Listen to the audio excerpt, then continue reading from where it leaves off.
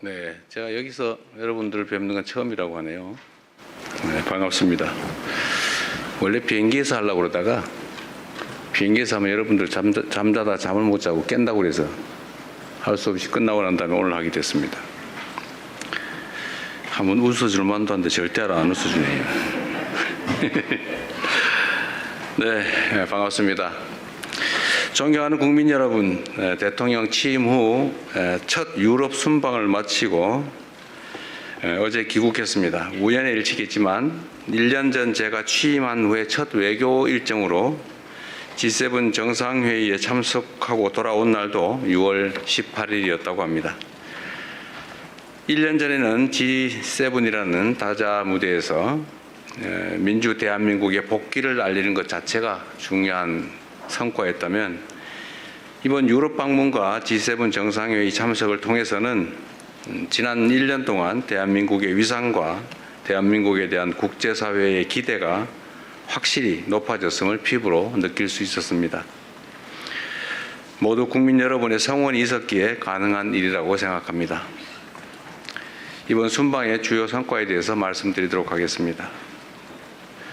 우선 이번 순방은 국제사회에서 대한민국의 위상을 더욱 높이고 국제사회의 현안 해결에 대한 책임감을 확인하는 소중한 계기였습니다. EU와는 평화와 번영, 연대와 협력이라는 공동의 가치를 중심으로 중동 정세, 한반도 평화, 경제 안보, 기후변화에 이르기까지 국제사회 주요 현안에 대한 공감대를 형성했습니다. G7 정상회의에 2년 연속 초청받아 참석해서 우리나라의 국제적 위상과 역할에 대한 국제사회의 신뢰와 기대를 확인할 수 있었습니다. G7 회원국과 초청국이 참석한 2개의 확대 세션과 업무 오찬에서는 새로운 파트너십 구축과 국제연대 재건, 글로벌 불균형 해소와 공급망 안정, 안전하고 신속하며 효율적인 인공지능 도입 보장 방안에 이르기까지 글로벌 현안 해결을 위한 대한민국의 입장을 적극 개진하였습니다. 이 자리에서 저는 글로벌 경제 불균형 문제 해결을 위한 연대와 대화의 중요성을 강조하고 인공지능 등 다양한 분야에서 혁신을 촉진하되 안정성과 투명성, 책임성을 함께 확보해야 된다는 점을 지적하였습니다. 또한 중동 위기가 종식될 것으로 기대되는 만큼 향후 글로벌 에너지 공급망 강화를 위한 체계적인 해법도 함께 모색해 나가자고 제안하였습니다. 정부는 앞으로 글로벌 에너지 공급망 강화와 아태 지역 내 에너지 수입국 간의 협력 강화 시스템 구축을 통해서 우리 국익에 부합하는 국제 협력 질서를 주도적으로 추진해 나갈 계획입니다. 둘째, 이번 순방 역시 실용 외교로 국익을 극대화하기 위해 노력했습니다. 먼저 유럽 물류의 중심지이자 혁신적 중소기업 생태계를 갖춘 벨기에를 방문했습니다. 양국의 중소기업과 스타트업의 안정적인 성장 기반을 만들고 미래 세대 간 교류와 협력을 강화하기 위해 함께 노력하기로 하였습니다. 세계 최대의 단일 시장인 EU와의 정상회담에서는 경제, 안보 협력의 새로운 진전을 이뤄냈습니다. 안정적이고 예측 가능한 디지털 교육 환경 조성을 위한 디지털 통상 협정을 체결하였습니다. 마약, 테러 등 초국가 범죄에 보다 효과적으로 대응하기 위한 승객 예약 정보 전송 협정도 타결했습니다. 이를 통해 한국과 EU 간 디지털 협력과 국민 안전을 위한 공조 체제가 한층 강화될 것으로 기대됩니다. 무엇보다 EU를 방문한 것은 오는 7월 1일 철강 관세 할당 제도 조치 발효를 앞두고 한국산 철강에 대한 쿼터가 대폭 줄어들 것으로 우려되는 상황이었기 때문입니다. 이러한 조치가 무역 장벽이 되어서는 안 된다는 우리의 확고한 입장을 EU 지도부에 전달하였고 FTA 체결국이자 전략적 파트너인 한국에 대한 각별한 배려를 당부하였습니다. 이탈리아와는 특별 전략적 동반자로 관계를 격상하였고 중소기업, 첨단 과학기술, 사회연대경제, 개발협력, 그리고 문화 분야 등 5개 분야에서 양해각서를 체결했고 1개의 협정을 타결하는 등 실질 협력의 폭을 크게 넓히는 성과를 얻었습니다. 특별히 한국 기업의 시장 진출에 큰 걸림돌로 작동했던 초감가상각제도 문제가 빠르게 해소되어 매우 기쁘게 생각합니다. 한인 관광 가이드의 자격 문제 등 우리 제외 동포들이 겪고 있는 오래된 애로사항에 대해서도 멜로니 총리의 적극적인 협조를 통해 해결의 전기가 마련됐습니다. 교황청에서는 레오 14세 교황님을 예방하고 내년 서울 세계 청년대회의 성공적 개최를 위한 협력을 약속했습니다.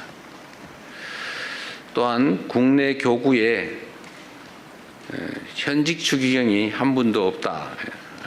대한민국의 600만 전주 교인들을 위해서 추기경을 국내 업무 담당하는 현직 추기경을 임명해달라라는 우리 한국 가톨릭계의 염원도 전달드렸습니다. 예상과 달리 본인이 추기경을 임명한 사람이 아직 한 명도 없는데 앞으로 만약에 새로 추기경을 임명하게 된다면 한국의 사정을 각별히 고려하겠다는 말씀을 해주셨습니다.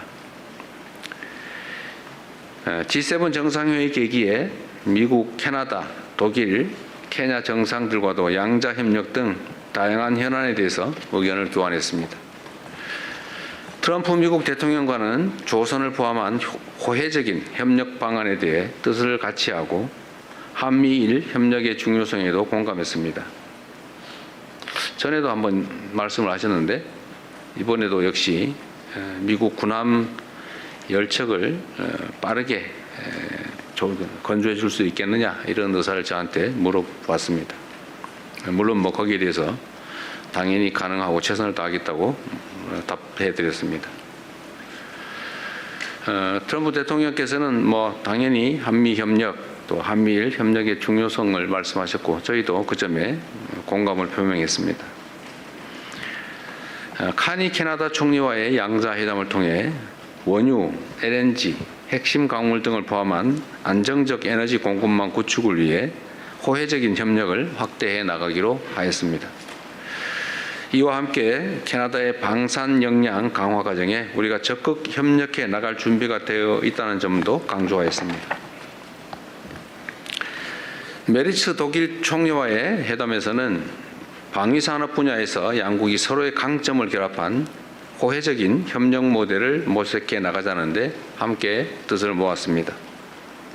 메르츠 총리도 이에 적극 공감했고 양국 간의 협력 가능성을 더욱 확대해 나가자는 의지를 밝혀주셨습니다.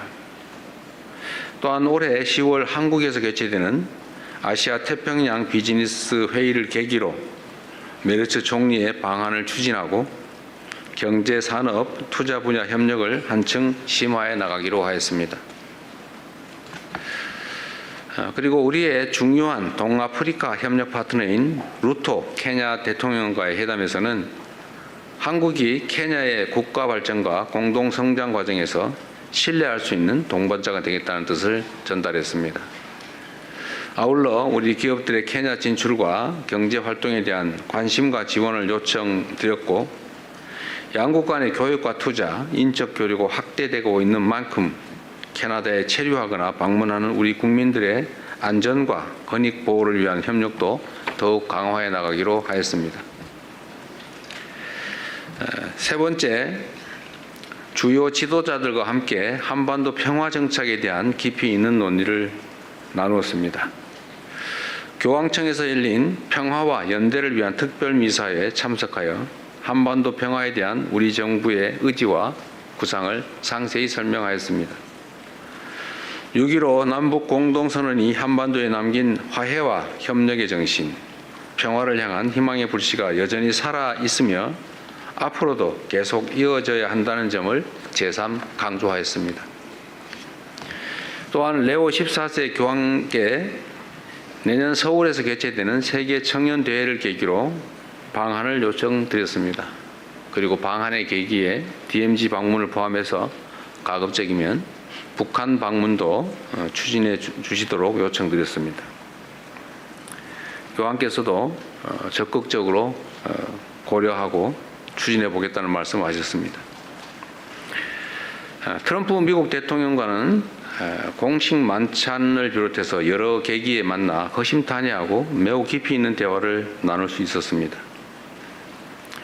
특히 마크롱 프랑스 대통령이 일부러 만찬 자리에 트럼프 대통령과 저 이렇게 자리를 붙여주셨다고 저한테 말씀하셨습니다.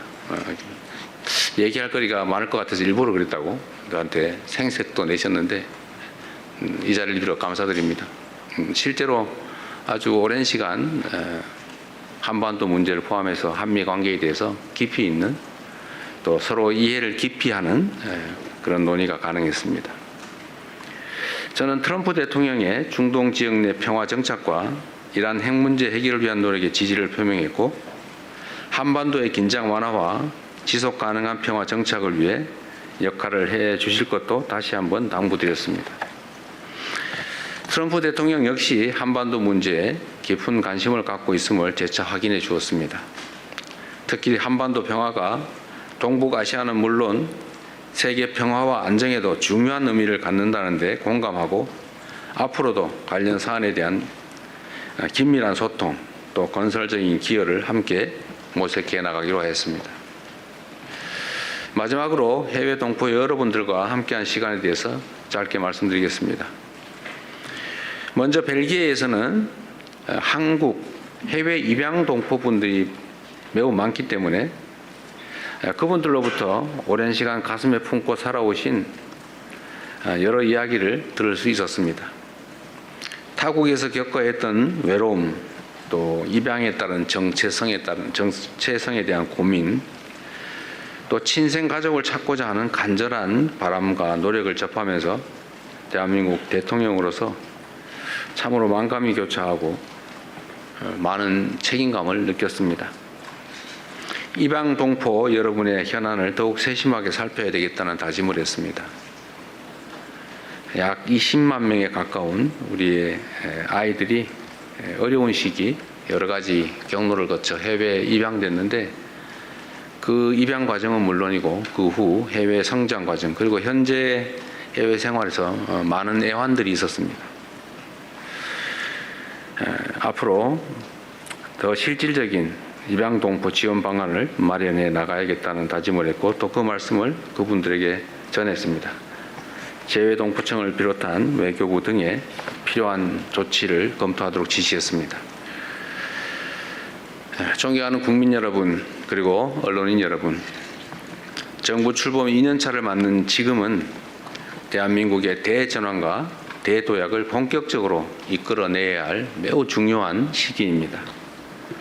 변화하는 국제 질서 속에서 국익을 최우선에 두는 실용 외교를 적극 추진하고 경제, 안보, 기술, 문화를 비롯한 전 분야에서 대한민국의 새로운 성장 동력을 확보해 나가도록 하겠습니다. 아울러 놀라울 정도로 우리가 모르는 사이에 높아진 우리 대한민국의 국력과 국제적 위상에 걸맞게 국제사회의 평화와 번영, 연대와 협력을 위해 더 큰 책임과 역할을 다해야 될 것 같습니다. 이번 순방을 통해 세계 각국의 지도자들과 폭넓게 소통하며 국익을 위한 의미 있는 성과를 나름 많이 만들어냈습니다. 순방의 성과가 우리 국민 여러분의 삶과 대한민국의 미래의 실질적인 결실로 이어질 수 있도록 최선을 다하겠습니다. 순방 기간 동안에 보내주신 우리 국민 여러분의 관심과 성원에 감사드립니다. 보내주신 기대와 신뢰에 더 큰 성과로 보답할 수 있도록 더욱 낮은 자세로 더 큰 책임감으로 국정을 수행해 나가겠다는 약속의 말씀을 드립니다. 감사합니다.